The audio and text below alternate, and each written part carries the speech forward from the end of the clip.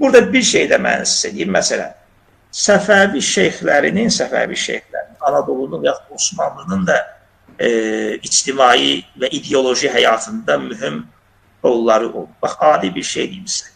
Fatih İstanbulu gedirdi almağa. Yanında kim var? Ən böyük hocası Ak Şəmsəddin var.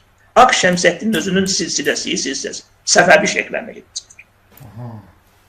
Yəni, o dövrdə Osmanlı'nın problemi Ak Şəmsəddin kimdir? Məsələn, Hacı Bayram Vəlinin silsiləsinə bağlı olan bir, deyək ki, övliyadır, düzdür.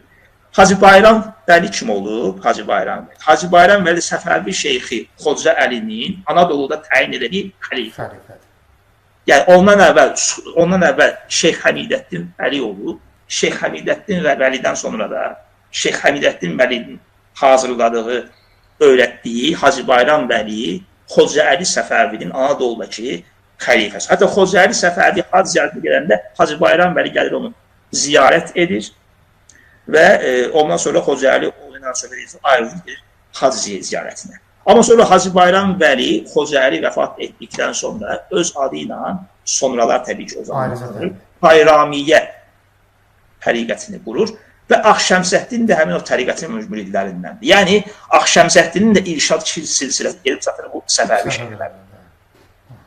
Bunu amma çox şey eləmirlər. Məsələn, bunu çox açıqlamırlar. Bunu çox istəmirlər ki, belə vurğulasınlar ki, Axşəmsəddinin silsiləsi Səfəvilərə gelib çatır. Amma bu işi araşdıranların bildiyi elemental bir şeydir. Yəni.